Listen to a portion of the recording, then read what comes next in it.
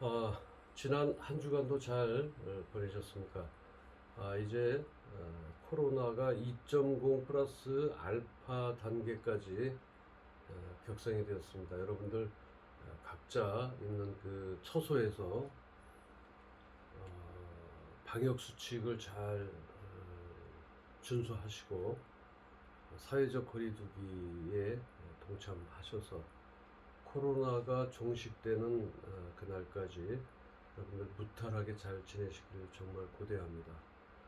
정말 1년 이제 2학기를 마무리 지는 그런 이제 시점에 와 있습니다. 여러분들 그 입학해서 아직까지 학교에 그렇게 적응하지 못한 그런 우리 1학년 우리 학생들도 있고 이제 졸업을 앞둔 우리 강의를 듣는 여러분들이 있을 줄 압니다.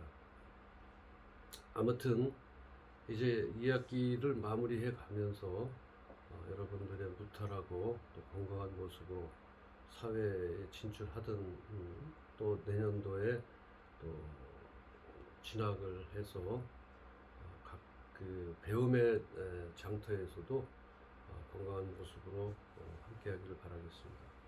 그리고 이제 2학기를 마지막으로 하면서 이제 다음 주가 오늘이 15주차고 다음 주가 15주차가 됩니다. 15주차에는 여러분들 기말 시험을 치를 예정입니다. 물론 대면으로도 할까 생각했습니다만은 충분히 실습에 대한 어떤 우리가 그 창업기업 성장 전략 분석에 대해서 그렇게 대면 시험을 치르지 않아도 될 것으로 제가 판단해서 다음 주 15주 차에 6시에 여러분들 그 수업 시작하기 전에 1시간 정도 기말 시험을 치르시고 그 시간 내에 제출해 주셔야 합니다. 그래야 시험에 참석한 걸로 간주가 됩니다. 따라서 다음 주 15주차에는 일단 시험을 치르시고 그리고 동영상 강의를 시청하시기 바랍니다. 다음 주 15주차에는 퀴즈 과제를 내지는 않겠습니다. 그래서 오늘은 14주차 제1강으로서 기말 시험을 간략하게 공지를 해드리겠습니다. 그냥 말로 말씀드릴게요.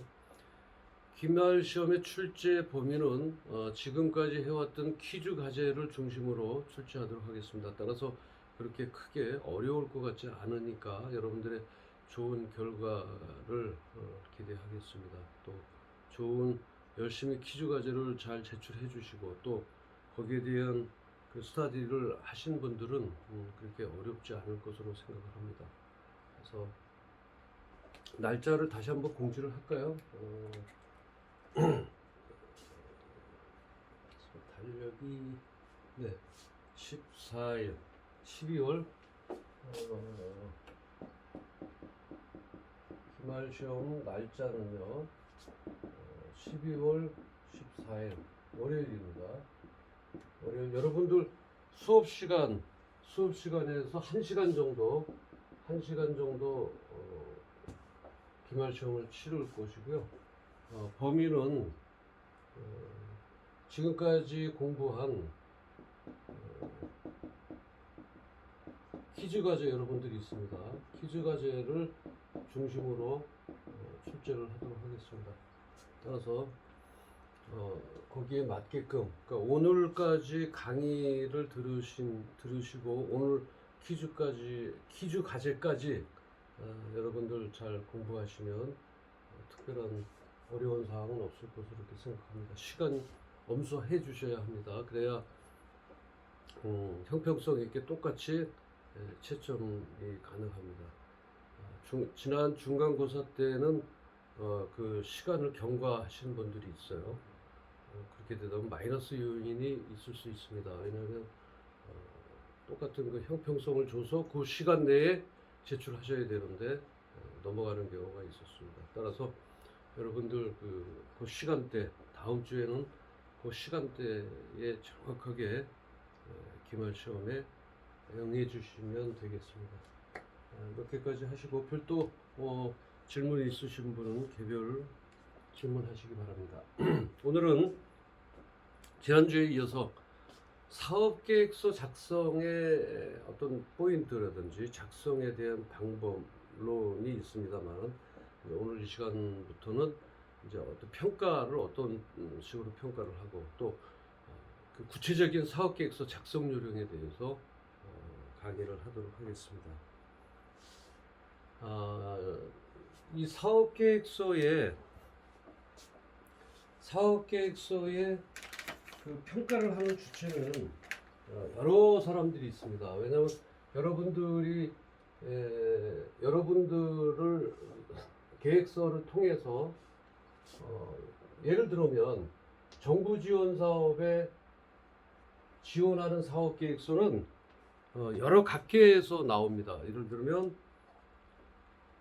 연구소에서도 나오시고, 물론 대학에서도 나갑니다. 저도 물론 그 평가위원으로 해서 나가지만, 그 다음에 기업가들 중에서도 나오고요. 또 창투사, 즉 그 벤처 캐피탈에서도 나오십니다. 그래서 각계의 전문 그 분야분들이 다 나오시기 때문에 지원마다 사실은 사업에 대한 차이는 있습니다. 예를 들면 R&D 과제 같은 경우, 그 리서치 앤 디벨롭먼트라고 해서 연구개발 지원 사업 같은 경우에는 조금 그 연구소나 대학에 계시는 분들, 전공하시는 분들이 나오셔서 평가를 하고, 물론 또 기업에서도 이제 기업의 대표이사들이 그런 그 기술적인 요소에 대해서 상당한 박식한 그 지식을 갖고 박식하시기 때문에 그 전문 분야로서는 충분히 평가를 하실 수 있어서 그런 각 분야의 전문가들이 나옵니다. 그러나 이제 예를 들어서 여러분들이 1인 창업을 한다라고 했을 경우에는 그런 그 경영에 관련된 부분들, 그런 분들이 또 나오시기도 하고, 또 어떤 연구소나 이런 데서 전문 분야의 연구원들이 나오는 건 아닙니다. 그래서 각 그 지원 사업마다의 그 중요 분야별로 그런 전문가들이 나오기 때문에 사업 계획서는 천편일률적으로 이렇다라고 얘기할 수는 없습니다. 따라서 그때마다 어떤 곳에 좀 포인트를 줘야 되고 어떤 곳에 좀 임팩트 있게 글을 좀 써야 될 것인가는 그때마다 조금씩 다릅니다. 근데 오늘은 이제 그 분야별로 또는 대표적인 그 평균치를 가진 사업 계획서에 대해서 여러분들에게 말씀을 드리도록 하겠습니다. 제일 첫 번째 사업 계획서가 들어오면 그 사업 계획서 자체에서 우리가 배웠을 때 뭐였었어요? 사업 계획서에 진실성이 있어야 됩니다. 자기의 주관적인 입장을 피력한다든지, 통계도 없는, 출처도 없는 또 자기만의 주장과 뭐 고집, 아집을 통해서 작성하면 평가위원들은 대부분 그 내용을 압니다. 왜 아냐면 출처가 없기 때문에 그래요. 여러분 반드시 어떤 통계 자료나 거기에 대한 입증할 자료가 있다면 출처를 또는 입증할 수 있는 어떤 공인된 기관에 대한 그 내용을 여러분들이 그 밑에다가 첨부를 해야 됩니다. 따라서 사업계획서의 작성자가 믿을 만한 사람인가를 우선 봅니다.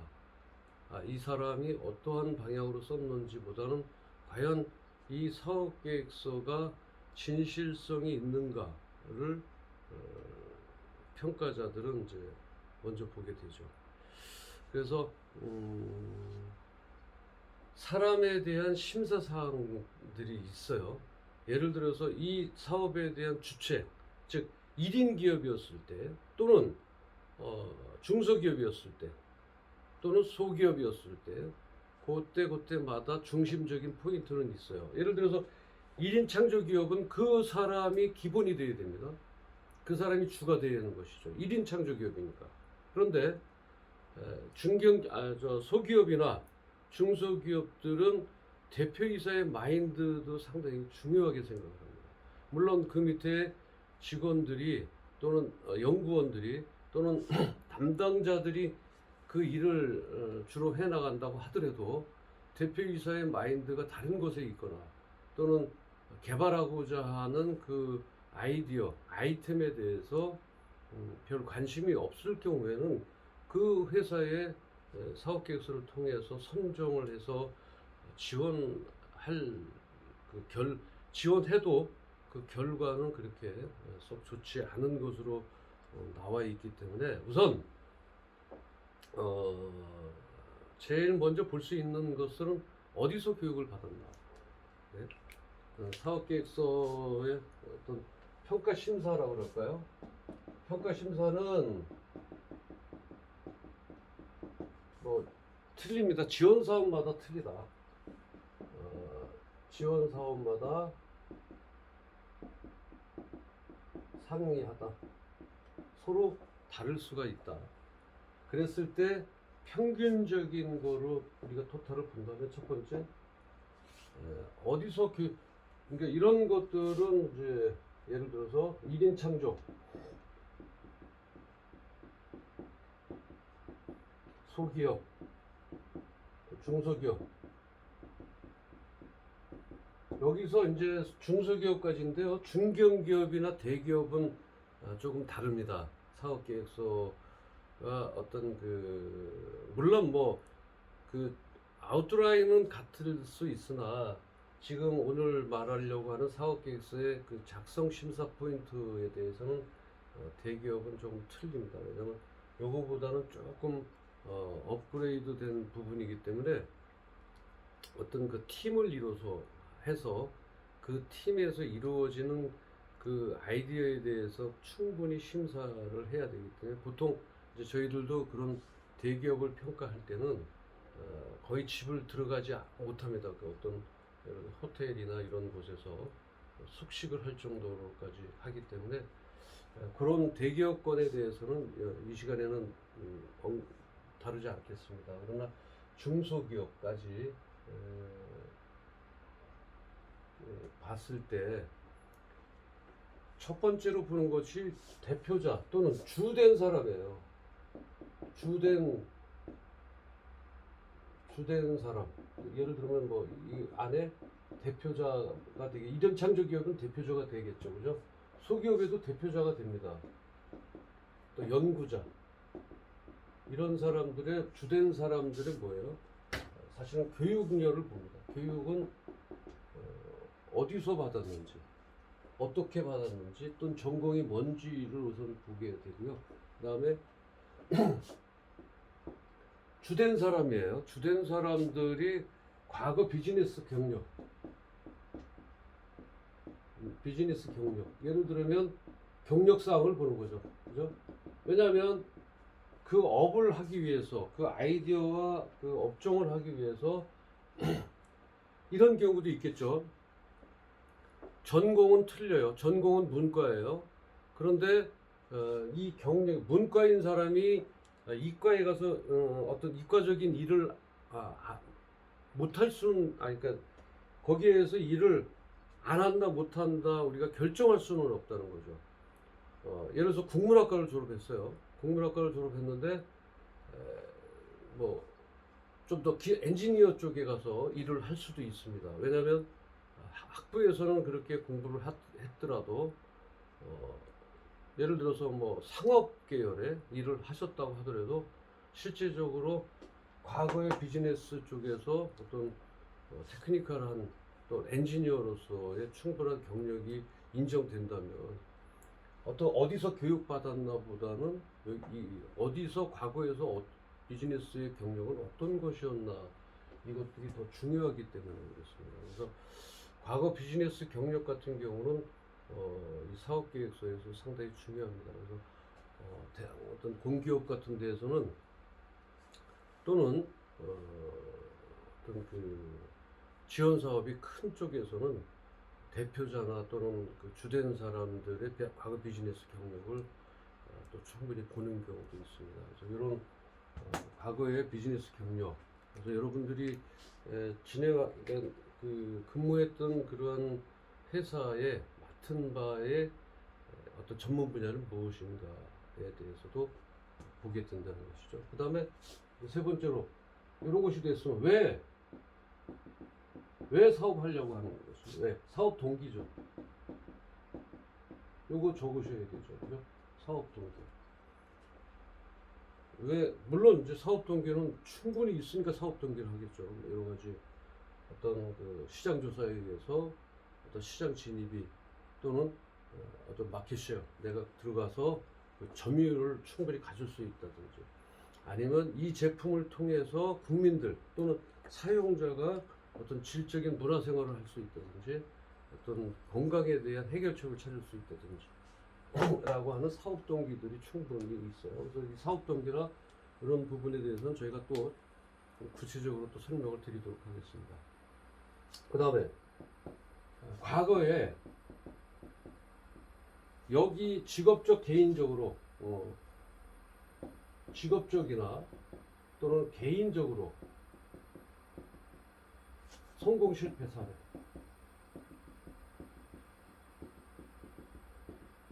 요즘에 예전에 이런 책들이 있어요.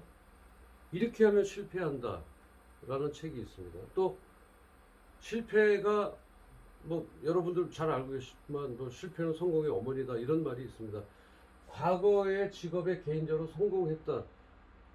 그래서 그 사업계획서를 채점 평가하는데 우위를 차지한다라고 볼 수 없고요.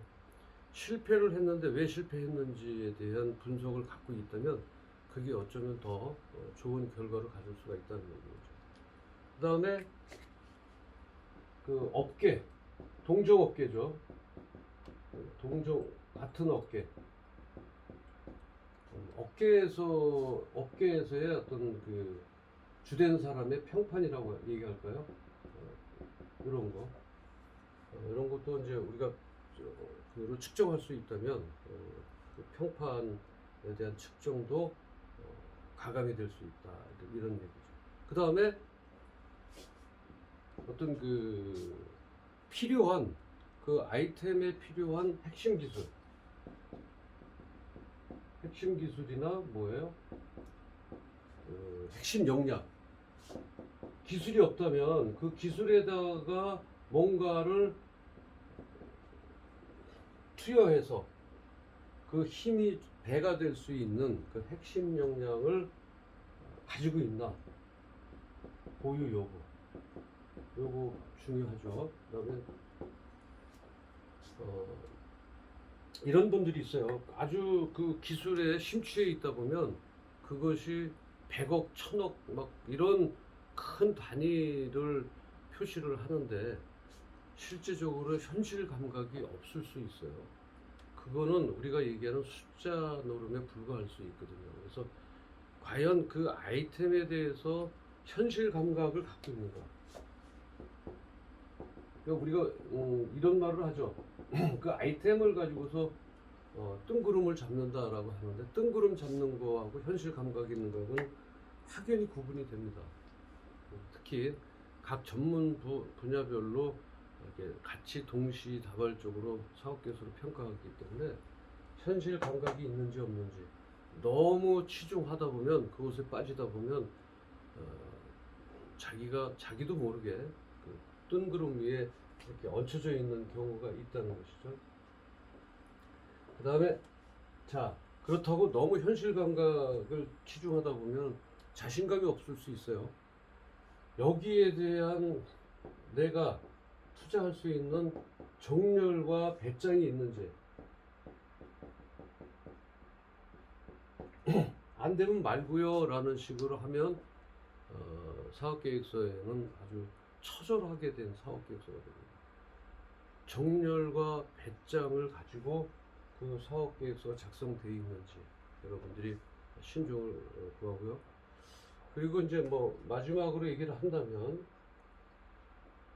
그 아이템 자체가 나의 어떤 그 상업적인 효과만을 가지고 어떤 경제적 이론에 맞춰서 최소한의 투자로 최대한의 효과를 얻는다라고만 얘기한다면 어떤 소비자들하고의 어떤 그 릴레이션십이라고 할까요?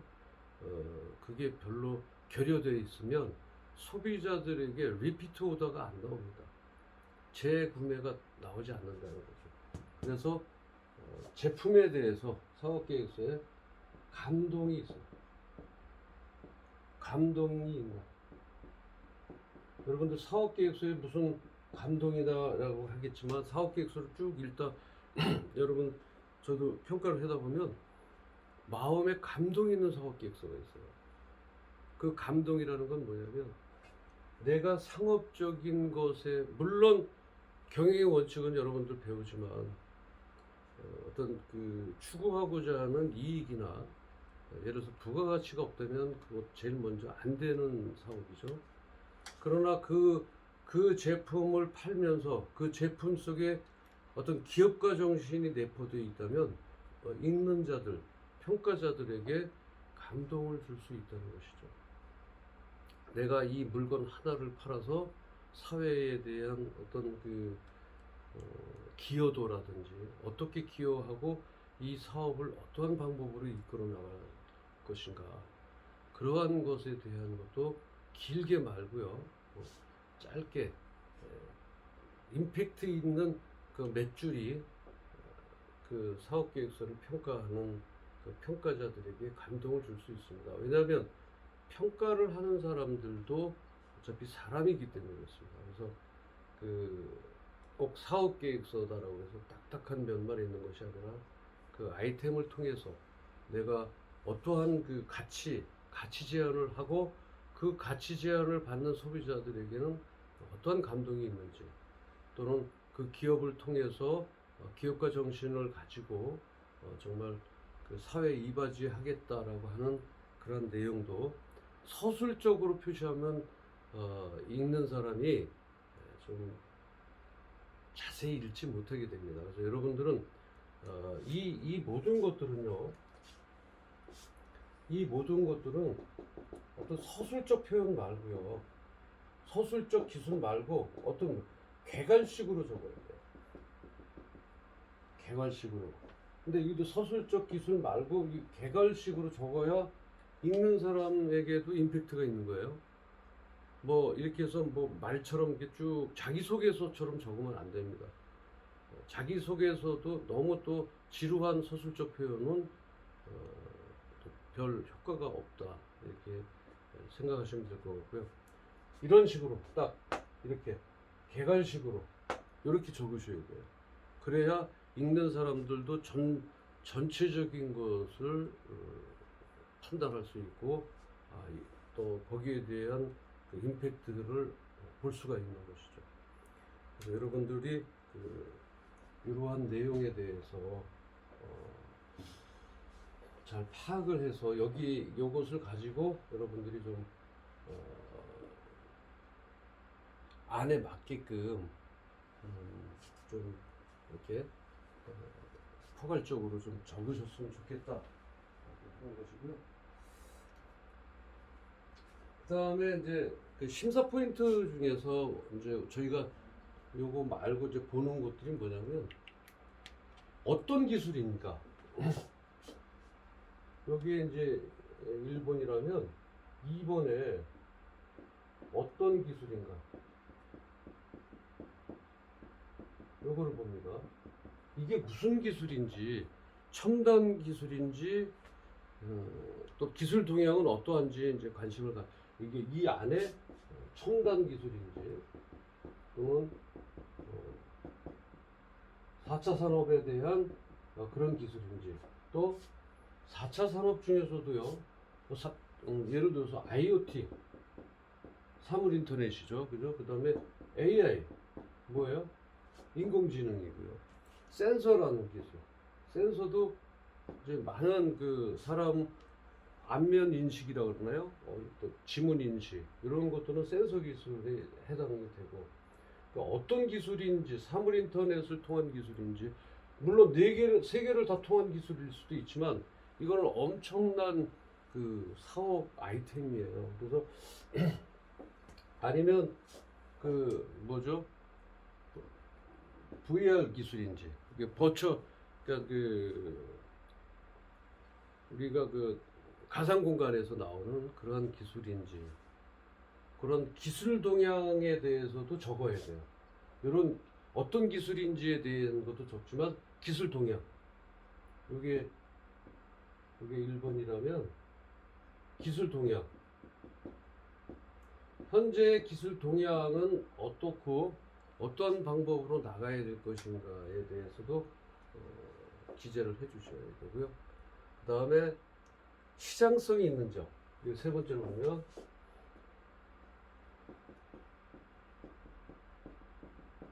이 시장성이 있는 기술인지 또는 아이템인지 요거 시장성 기술과 아이템인지 여러분들이 개발할 수 있는 거는 기술을 개발할 수도 있고 어떤 아이템을 가지고 들어올 수도 있어요. 그래서 획기적인 기술 아이템이라고 해서 무조건 투자하지 않습니다.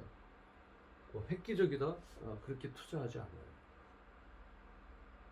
우리 투자자들을 보면 획기적인 기술 전에 말씀드렸죠.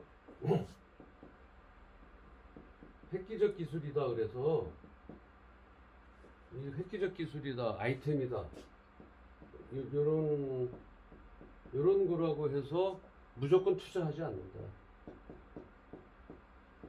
요거는 이제 여러분들 투자를 받기 위해서 IR 사업계획서를 작성할 때 반드시 주의해야 되는 겁니다. 우리나라에 하나뿐이 없어요? 안 됩니다. 그 투자 안 합니다. 투자자들이. 그러나 일반 보편 타당성한 그런 제품 가운데서 뭔가 획기적으로 하나라면 투자를 하겠죠. 지금 뭐 예를 들어서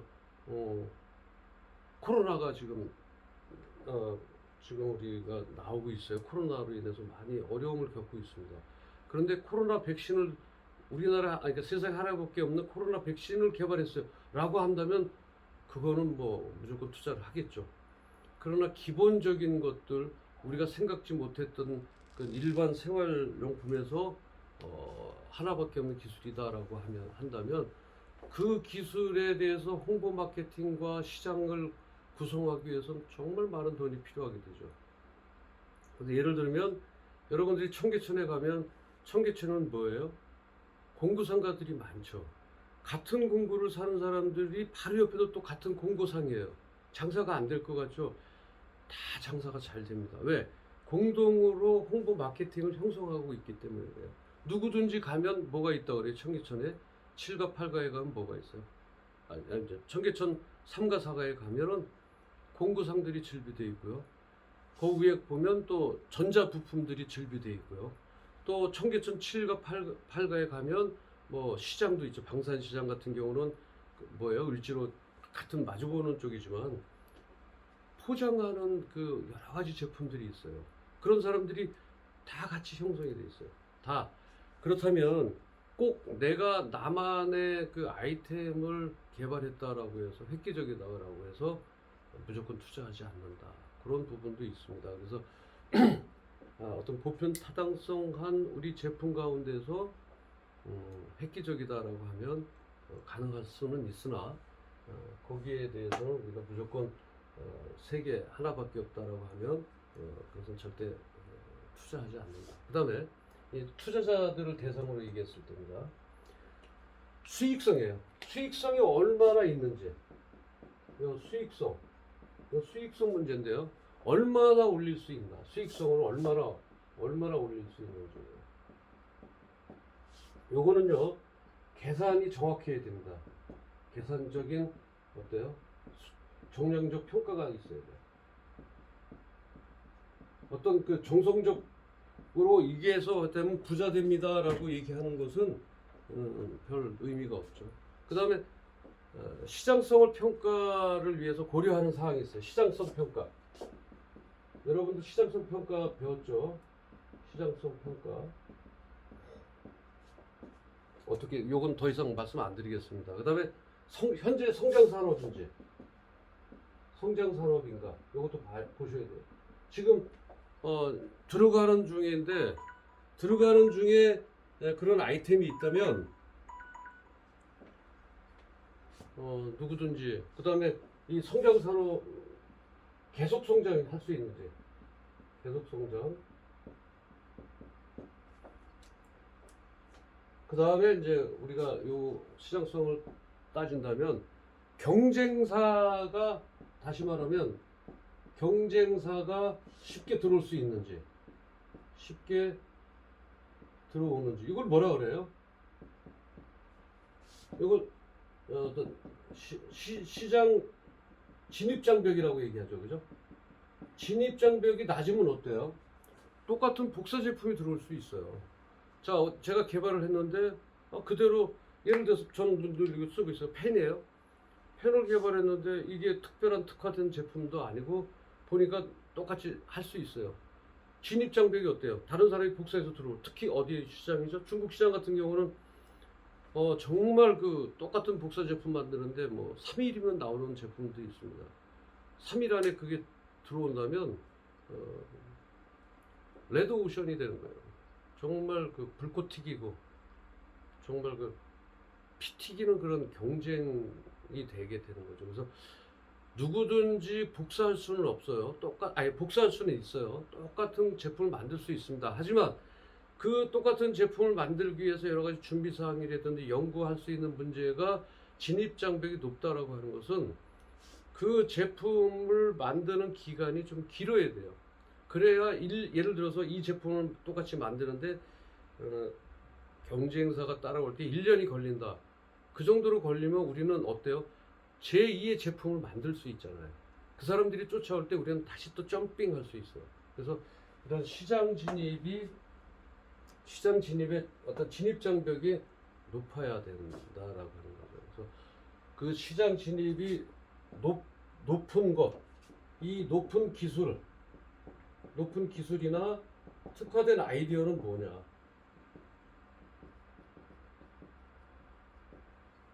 예를 들어서요, 여러분들 뭐 어떤 데이터, 그러니까 우리 내비게이션을 한번 얘기할까요? 내비게이션의 후발주자는요, 그 내비게이션 사업에 들어가기 위해서 많은 시간과 투자가 필요합니다. 뭐 2년, 3년이 걸릴 수도 있고요. 그럴 때 선발로 나갔던 선점했던 내비게이션 회사들은 더 크고 또 더 진보적이고 또 기술적인 그 개발을 통해서 후발주자가 쫓아가지를 못해요. 그래서 그러한 그 특화된 아이디어나 특화된 기술이 무엇인지를 그래서 경쟁사는 쉽게 따라올 수가 없다라고 하는 객관적인 사실과 기술을 나열해야 된다는 것이죠. 자, 한 5분 쉬었다가 제 2강에서 다시 뵙도록 하겠습니다. 수고하셨습니다. 감사합니다.